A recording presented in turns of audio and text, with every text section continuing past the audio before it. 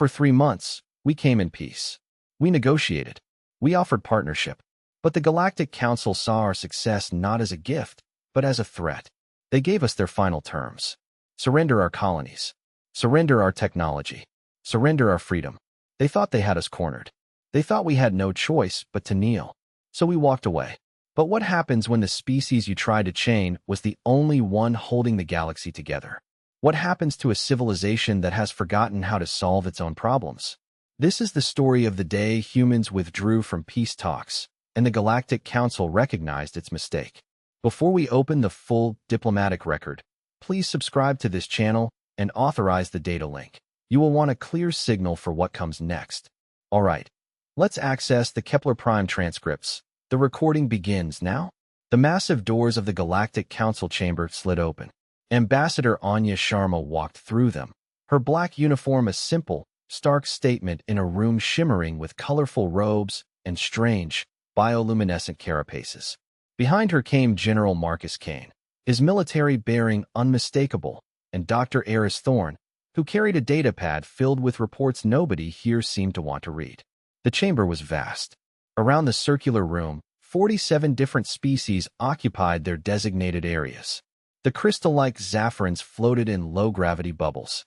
The fish-like Nautolans occupied water-filled tanks with mechanical legs. The insectoid THCAR clustered together, their minds connected in ways humans still did not understand. In the center of it all, the human delegation looked almost plain.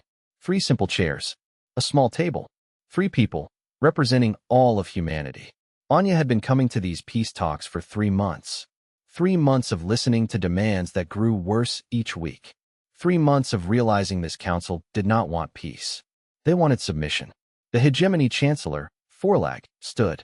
He was 8 feet tall, covered in thick gray skin that looked like armor. His 4 arms gestured as he spoke, his deep voice filling the chamber. Today, we will settle the human question once and for all, he announced. The Galactic Council has been patient. We have tried to find a place for your species in our civilization. But humans continue to expand too fast, to take too many risks, to upset the balance we have built over thousands of years. Anya felt General Kane shift beside her. She had asked him to stay quiet. Let them talk first. Let them show their true intentions. Therefore, Forlag's voice boomed. The council presents these final terms. A crystal device projected the words into the air above them. First, humans will withdraw from all Outer Rim territories within 1 standard year. Second, all human terraforming technology will be shared freely with the council for proper regulation. Third, human colonies will accept council observers to ensure compliance with galactic peace standards. The chamber filled with the clicks, buzzes, and whistles of alien approval. Dr. Thorne leaned over and whispered, Anya, these terms would make us a client species. We'd have no real freedom left. She knew. For months, she had reported back to Earth about the growing hostility. The other species saw humanity's success as a threat.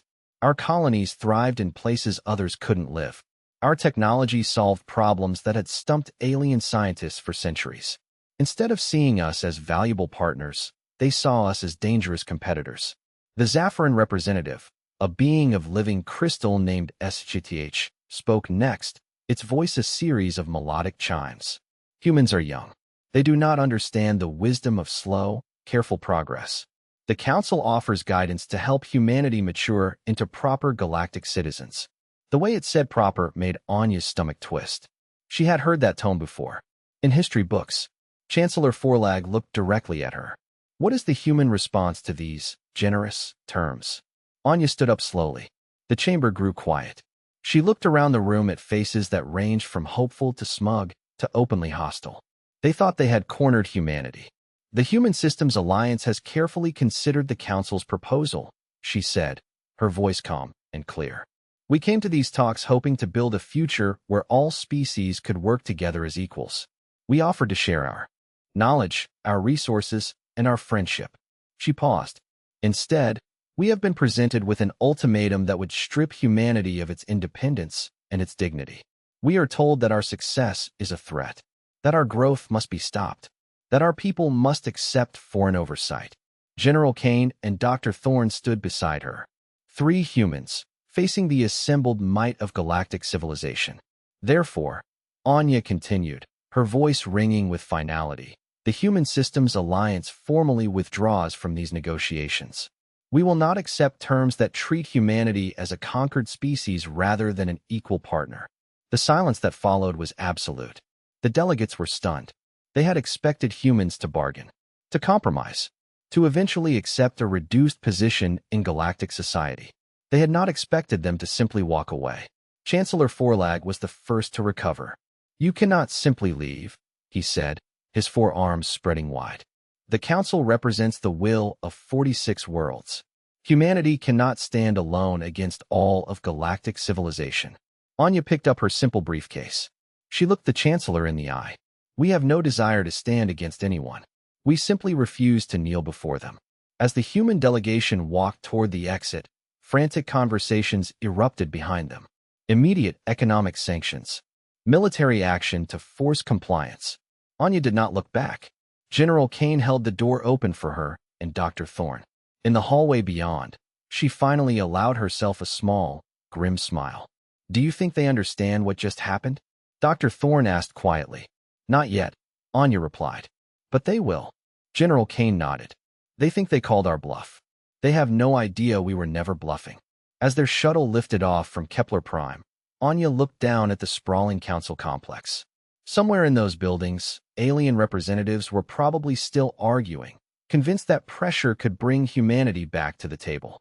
They were about to learn how wrong they were. Humanity had tried peace, had tried cooperation. Now they would show the galaxy what happened when you mistook human patience for human weakness. 6 weeks later, the first signs appeared. Captain Stock drummed his clawed fingers against his command console. He watched another human cargo ship disappear into hyperspace without delivering its scheduled supplies to Mining Station Omega-7. That was the third cancellation this week. Sir, his communications officer called out. The station commander is requesting an explanation. Stock's scaled hide rippled with annoyance. Tell them it is a human negotiating tactic. They are trying to pressure the council by withholding trade. But even as he said it, he felt a nagging doubt. This silent withdrawal felt more like abandonment. 3 sectors away, Dr. Kthara, the council's chief economist, floated in her analysis tank. The data flows she was monitoring made no sense. Human trade ships had stopped arriving at 17 different worlds. At first, it looked random. A few missed deliveries. But when she mapped the cancellations, she saw a pattern. A terrifying pattern. Humans weren't just reducing trade. They were carefully, systematically, withdrawing from every economic relationship they had built. Raw materials that only human miners could extract from high-radiation asteroid fields were no longer being shipped. Rare elements that human deep space expeditions had risked their lives to gather were staying in human space. The complex financial instruments human banks had created to facilitate interspecies trade were being quietly liquidated. On the frontier world of New Geneva, Administrator Velter watched the last human agricultural team pack their equipment. For 5 years, they had helped local farmers adapt Earth crops to alien soil, turning the colony into a thriving breadbasket. But the growing season is not finished. Velter protested to Dr. Sandra Martinez, the human team leader. The hybrid corn will fail without proper care. Our people don't know how to maintain the soil balance. Dr. Martinez looked genuinely sad. I'm sorry, I truly am. But we have been ordered to return to human space. Immediately. Ordered by whom? The peace talks are still ongoing, are they not? Dr. Martinez met his 4 eyes with her too. The peace talks ended 6 weeks ago. We are no longer welcome as Equa. LS. So we are leaving. After the human transport lifted off, Velter stood in the empty fields. Already, he could see signs of trouble. The soil pH was shifting. The irrigation systems were running on automatic programs no local engineer understood how to modify. Within a month, Velter realized New Geneva would face its first food crisis in 5 years. Similar scenes played out across the galaxy. On the industrial world of Forge Prime, human technical advisors quietly finished their projects and departed. The massive atmospheric processors that kept the planet habitable had been designed by human engineers. Other species could operate them, but none understood the complex maintenance procedures. Engineer Croth of the TH-Car Collective discovered this when he tried to replace a worn quantum field regulator. The part seemed simple, but when he installed it, the entire system began operating outside normal parameters. The humans made it look easy, Croth buzzed to his hive mates. But their documentation is incomplete. They have not explained the intuitive adjustments they made during operation. What Croth didn't understand was that human engineers often made dozens of small, undocumented modifications. Tiny adjustments that, accumulated over years, made the difference between reliable operation and catastrophic failure. On Relay Station Prime, Zafran technician SHLACC faced a similar crisis. The quantum communication network that connected 47 worlds was experiencing cascade failures. The base code is destabilizing, she reported to the Emergency Technical Committee. The error correction algorithms are becoming less effective each day. This is a maintenance issue, insisted a counselor. Replace the failing components. SHLACC's crystal form flickered with frustration. Counselor, the components are not failing. The mathematical foundation itself is changing. The network was designed using human probability theories that we adapted without fully understanding. The humans must have been making constant small corrections to maintain stability. Surely our best mathematicians can solve this. I am not certain, SHLACC replied. The human approach to mathematics is different. They use intuitive leaps our logic-based systems cannot replicate. Without their ongoing input, I fear the network will slowly degrade. On the edge of known space, the early warning sensor platforms that watched for incoming threats went dark, one by one. The platforms were maintained by human technicians, the only ones willing to work in the dangerous, isolated conditions at the galaxy's rim. Security Chief Valnoth received the reports with growing unease.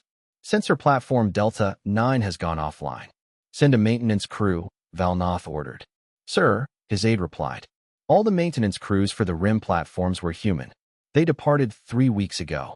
A pattern was emerging. Humans had not just been participants in the galactic community. They had been its hidden foundation. In industry after industry, world after world, human expertise had become so routine that other species had forgotten how essential it was. They had not conquered through force.